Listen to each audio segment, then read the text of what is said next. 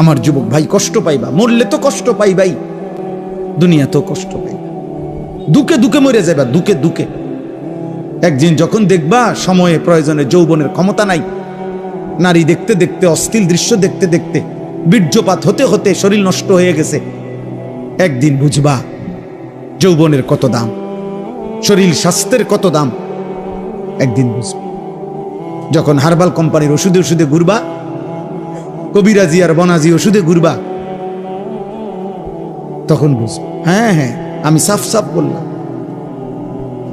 আল্লাহ বলছে ইয়াহফাজু ফুরুজাহুম, আমার বান্দা লজ্জাস্থান হেফাজত করো, লজ্জাস্থান হেফাজত করো। তুমি মুমিন, তুমি জিনা করো না, তুমি ব্যভিচার করো না, তুমি নিজের হাত নিজের লজ্জাস্থানে নাপাক ব্যবহার করো না, তুমি পুরুষে পুরুষে অপকর্ম করো না, তুমি মেয়ে মেয়ে নারী নারী অপকর্ম করো না, কোন রকমের বেহায়াপনা না চোখ দিয়া করবা, না লজ্জাস্থান দিয়ে করবা। আল্লাহ বলেন যালিকা আজকা লাহুম।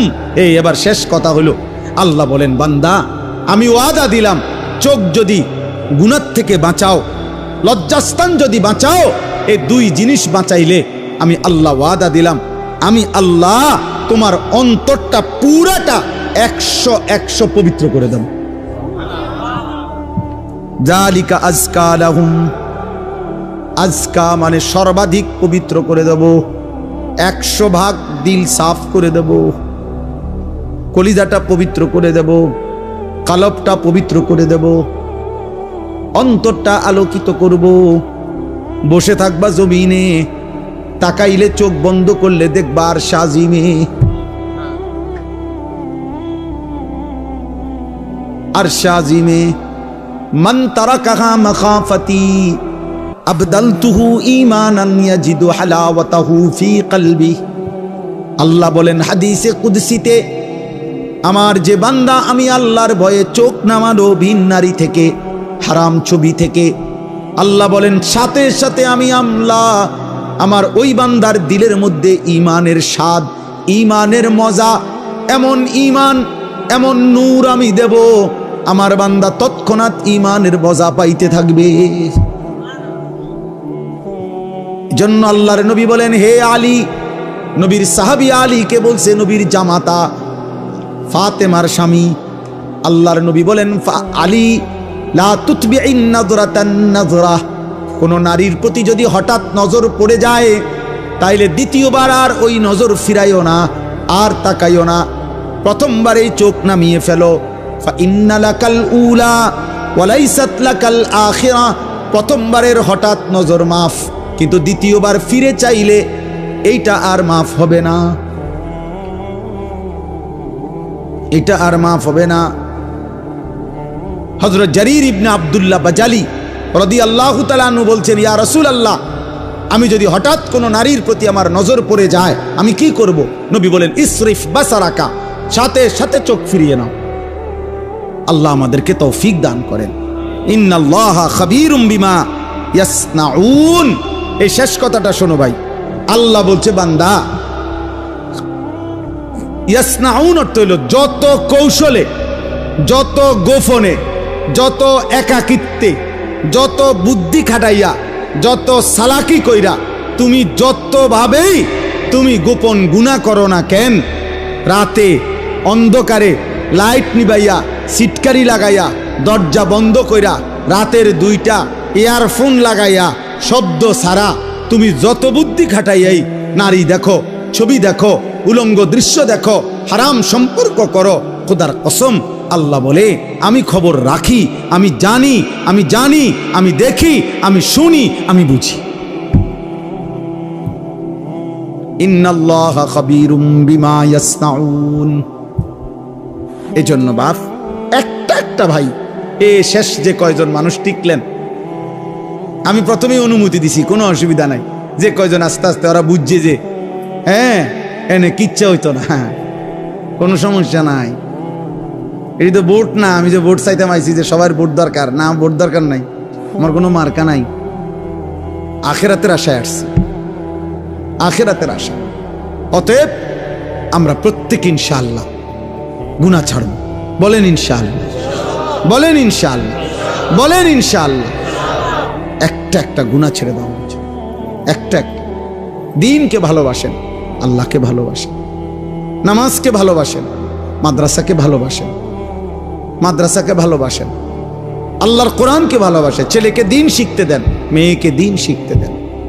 এতটুকু তো কমপক্ষে হবে। আখলাক শিখবে, হালাল হারাম শিখবে, আখিরাতের কিছুটা হলো ভয় আসবে, একদিন হয়তো গুনাহ ছেড়ে দিয়ে নেককার হয়ে যায়। এলেম কখনো ঠকায় না, কোরআন সুন্নাহর এলেম মানুষকে কখনোই ঠকায় না। শয়তানের ওয়াসওয়াসায় যদি কখনো এলেমওয়ালারও কোরআন সুন্নাহর এলেম আছে, কিন্তু তার দ্বারাও যদি কখনো কোনো গুনাহ হয়ে যায়, আল্লাহর দয়ায় আজ নয় কাল কোরআন সুন্নাহর এই এলেমের আলো তারে ধীরে ধীরে অচিরেই একদিন গুনাহ থেকে ফিরায় দেয়। এই জন্য মূর্খ থাকা অভিশাপ। কোরআন সুন্নাহ জানেই না, ও ফিরবে থেকে, অত পাক নাফাকের মাসলাই জানে না, তে এটার গুরুত্ব বুঝবে কি? অত পবিত্রতার গুরুত্বই বোঝে না। এই জন্য না আমাদের ছেলেপেলেরা পেশাব করে পানি নেয় না, অত জানেই না এটার মানে। অত প্রস্রাব করে ঢিলা কুলুকের গুরুত্বটাই জানে না, অত কোনোদিন জানেই নাই, ও শুনেই নাই। ও মনে করছে আমার আচরণ হবে কুত্তার আচরণ, কারণ আমি কত দেখলাম কুত্তা মুত্তা ফানি লয় না, তাহলে আমি কেন মুত্তা ফানি লমু? হ্যাঁ বলেন, সোজা হিসাব। ও মা, রাগ হইলে আপনি পানি লন, আপনি টয়লেট পেপার ব্যবহার করেন। আপনি যদি কোন হুজুর আপনি আমার এত বড় কথা করেন, তো তো কইলাম তখন আপনি এখন থেকে টয়লেট পেপার ব্যবহার করেন, তাহলে আপনার উপরে না এটা কথা বলে না। কাজেই সোজা হিসাব, সোজা হিসাব। আমি তো প্রায়ই বলি, বেটা তুমি যদি বিবেক থাকে, একটা ছেলে মনে রাখো বাবা, তুমি নিজের চোখে দেখো যে মসজিদে যখন 5 ওয়াক্ত নামাজের আজান হয়, তুমি নিজে কালকে দেখো আজান যখন হয় তখন কুত্তা খেউ খেউ কইরা ওই জায়গার থেকে সরে যায়, কুত্তা ঘেউ ঘেউ করে সরে যায় ওই জায়গার থেকে, আর ইমানদার মোমেন সে মসজিদের দিকে ঢোকে নামাজ আদায় করতে। তাইলে যেই মুসলমানের পরিচয় দিয়ে, এই বেটা আজান হইলে তুমি যখন সরে যাও নামাজ থেকে, চলে যাও অন্য দিকে, আর ইমানদার ঢোকে মসজিদে, তো তোমার এই আচরণ মসজিদে ঢুকছে যেই মোমেন মুসলমান তার মতো না ওই ঘেউ ঘেউ করি না কুত্তার মতো, তুমি মিলাই দেখো। যদি মানুষ হয়ে থাকো, যদি মুসলমান মার দুধ খাইয়া থাকো, তো ভাইবা দেখো তুমি এটা কি করছো, তুমি কি করছো, তুমি দেখো। এই জন্য মাঝে মাঝে বেনামাজি তুমি কুকুরের লগে একটা ছবি উড়াইও, সেলফি সেলফি তুললো একসাথে, দুজনের একসাথে মোবাইলে দিবা যে দেখেন দুনিয়াবাসী, আমরা 2 জানুয়ারকে কেমন লাগতেছে, আমাদের 2 জানুয়ারের একই আচরণ, আমরা 2 জানুয়ারি পেশাব করে পানি নেই না, এবং আমরা 2 জানুয়ারি মালিককে সেজদা করি না। লজ্জা থাকলে তুইলো। তুমি হুজুরের লগে ছবি উড়াইবা কিত্তা? হুজুর তোমার মতো বেনামাজি, তো হুজুরের লগে তুমি ছবি উড়াইলে কি লাভ হবে? তুমি উড়াইবা জানুয়ারের সাথে না, তুমি না বেনামাজি। তোমার সাথে যার মিল তুমি তার সাথে না থাকবা, নাউযুবিল্লাহ নাউযুবিল্লাহ। এরপরেও যদি কারো লজ্জা থাকে তো বলো, আল্লাহ আমাদেরকে হেফাজত করেন। আসলে বাস্তবতা হলো ভাইয়া, আসো একটা মাহফিল ছোট হোক বড় হোক, অনেক কষ্ট পরিশ্রমের মাধ্যমে অর্জন হয়, আয়োজিত হয়, অনেকের অনেক রকমের সহযোগিতা মিলে একটা মাহফিল হয়। সেটা যদি কোনো ফায়দা না আসে, শুধু আসলাম আর হই হুল্লুর করলাম, কিছু মানুষ 2-1 বক্তা কিছু কথা বলে চলে গেল, আমরা যার মতোই আগের মতো রয়ে গেলাম, তাইলে দোস্ত আসলে ইনসাফ না। এটা কিছু বুট বাদাম বিক্রি হলো, চটপটি বিক্রি হলো, কিছু বেলুন ফুটকা বিক্রি হলো, তাহলে এই যে মানুষ যে 10 টাকা 50 টাকা তিল তিল করে দিল, এর কি এই মাকসাদ ছিল? তাইলে ইনসাফ তো এটা। বাস্তবতা তো হইল, কোরআনুল কারীমের মধ্যে আছে, আল্লাহ তাআলা মুসা নবীকে বলছে যে তুমি ফেরাউনের কাছেও গিয়া বলো, আল্লাহর কথা বলো। তো উদ্দেশ্য কি? আল্লাহ বলছে ফেরাউনকেও বলবা এই উদ্দেশ্যে যে লাআল্লাহু ইয়াতাযাক্কারু আও ইয়াখশা, হয়তো সে উপদেশ নেবে অথবা আল্লাহকে ভয় করো। আর এনে আরেকটা কিছু দিতে হইব, বালিশটা কিছু। তাইলে আল্লাহ তাআলা ফেরাউনকে বলতে বলছে মুসা নবী, ফাকুলা লাহু কাওলান লাইয়িনা লাআল্লাহু ইয়াতাযাক্কারু আও ইয়াখশা। আল্লাহ বলছে ফেরাউনকেই বলো তোমরা দুই ভাই মুসা এবং হারুন, নম্রতার সাথে মহব্বতের সাথে আল্লাহর কথা বলো, হয়তো উপদেশ নেবে অথবা আল্লাহকে ভয় করবে।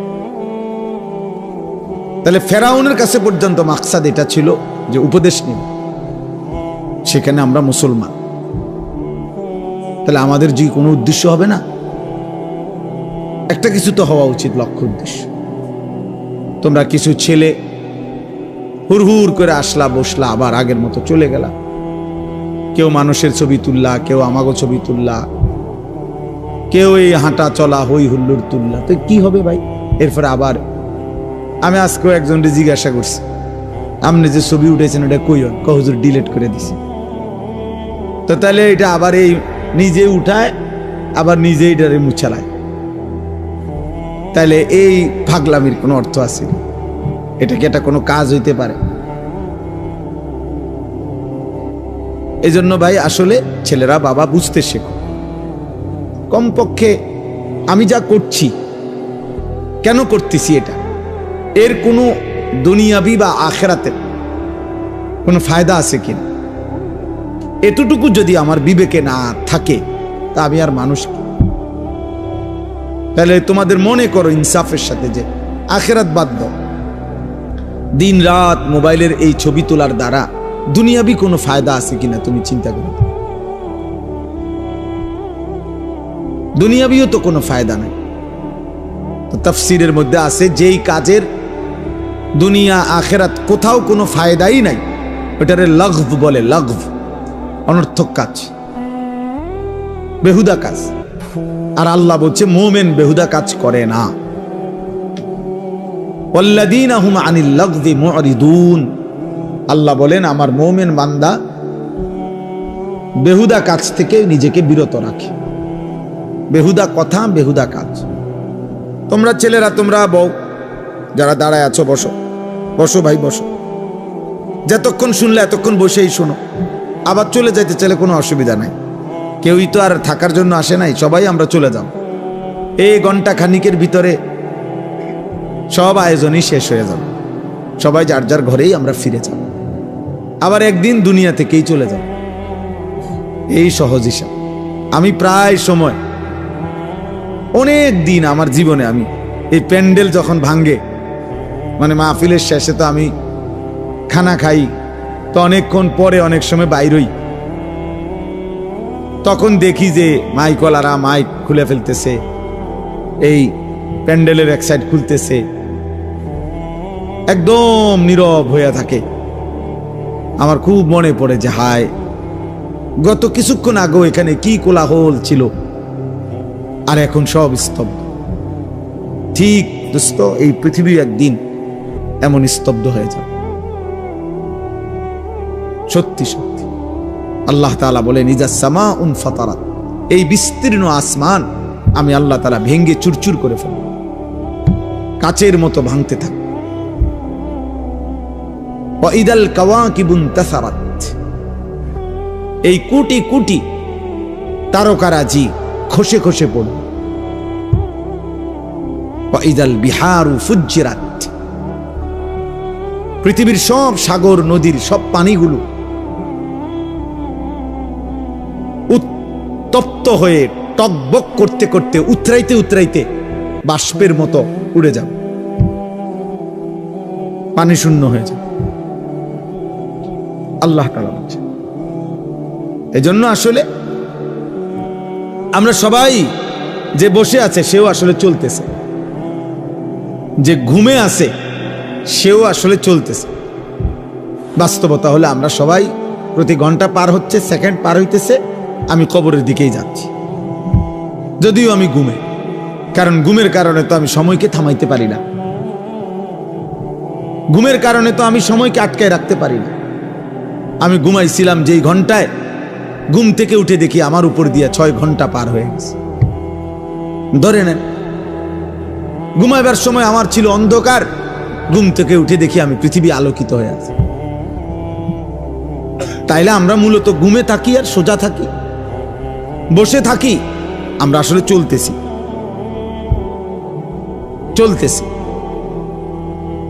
এই জন্য দোস্ত, এক এক মিনিট, এক এক সময় আমার জীবন থেকেই যায়। ঘড়ির কাটার সময় যায় না, আসলে আমার হায়াতের সময় যায়।